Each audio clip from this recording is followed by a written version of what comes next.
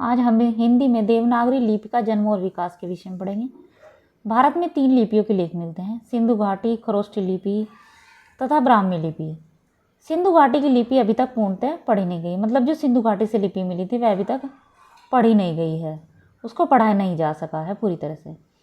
खरोष्ठी लिपि के प्रमाणों में मुख्य रूप से सहबाजगढ़ी तथा मानसेता में खरोष्ठी के शिलालेख मिले हैं। इन दोनों का ही संबंध देवनागरी से नहीं है, मतलब खरोष्ठी लिपि के प्रमाणों में मुख्य रूप से सहबाजगढ़ी तथा मानसेता में शिलालेख मिले हैं, खरोष्ठी के शिलालेख मिले हैं, लेकिन इन दोनों का संबंध देवनागरी लिपि से नहीं है। तीसरी लिपि है ब्राह्मी। 500 ईस्वी पूर्व से 350 ईसा पूर्व में ब्राह्मी लिपि भारत में प्राय सर्वत्र ही प्रयुक्त होती रही है। आगे चलकर इसकी 2 धाराएं हो गई हैं, उत्तरी और दक्षिणी। ठीक है, कितनी? उत्तरी और दक्षिणी। उत्तरी भारत की 4 प्रमुख लिपियों में एक का नाम प्राचीन देवनागरी है। ठीक है, उत्तरी भारत की 4 प्रमुख लिपियां हैं, उन्हीं में से एक का नाम प्राचीन देवनागरी है। यह प्राचीन देवनागरी लिपि ब्राह्मी लिपि की उत्तरी धारा के रूप कुटिल लिपि से विकसित मानी जाती है। यह तो केवल ब्राह्मी की लिपियों का वर्णन है, ब्राह्मी तो इससे बहुत प्राचीन होनी चाहिए। यह प्राचीन देवनागरी लिपि ब्राह्मी लिपि की उत्तरी धारा के एक रूप का क्या है, कुटिल लिपि से विकसित मानी जाती है। किससे? कुटिल लिपि से विकसित मानी जाती है।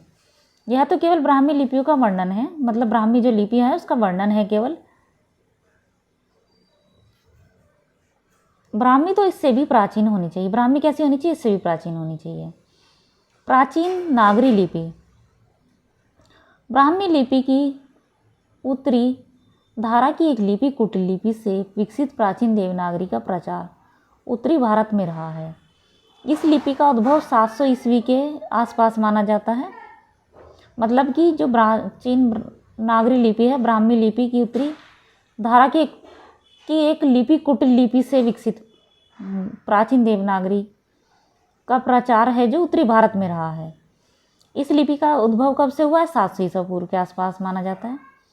आवागमन के कारण यह प्राचीन नागरी लिपि दक्षिण में भी गई, जहाँ इसे नंदी नागरी के नाम से जाना जाता था।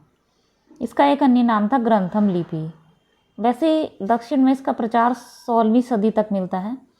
राजस्थान, उत्तर प्रदेश, बिहार और मध्य प्रदेश आदि के शिलालेख इसी प्राचीन नागरी में उत्कीर्ण मिलते हैं।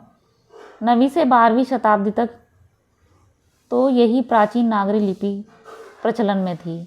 12वीं शताब्दी से वर्तमान नागरी या देवनागरी लिपि का प्रचार बढ़ा है। वर्तमान नागरी लिपि का उद्भव। वर्तमान देवनागरी लिपि और नागरी लिपि एक ही हैं। जो वर्तमान में नागरी लिपि है और मतलब देवनागरी लिपि है और नागरी लिपि, ये दोनों एक ही हैं। इसकी प्राचीनता तथा इसके विकास के विषय में महोपाध्याय गौरीशंकर हीराचंद्र ओझा ने भारतीय प्राचीन लिपि नामक ग्रंथ में लिखा है कि 10वीं शताब्दी के उत्तरी भारत की नागरी लिपि में कुटिल लिपि के अ, आ, ग, प, य, श और स के सिर के 2 अंशों में विभक्त मिलते हैं, परंतु 11वीं शताब्दी की वर्तमान नागरी से मिलती जुलती है और 12वीं शताब्दी से वर्तमान नागरी बन गई। 12वीं शताब्दी से लगातार अब तक नागरी लिपि बहुधा एक ही रूप में चली आ रही है।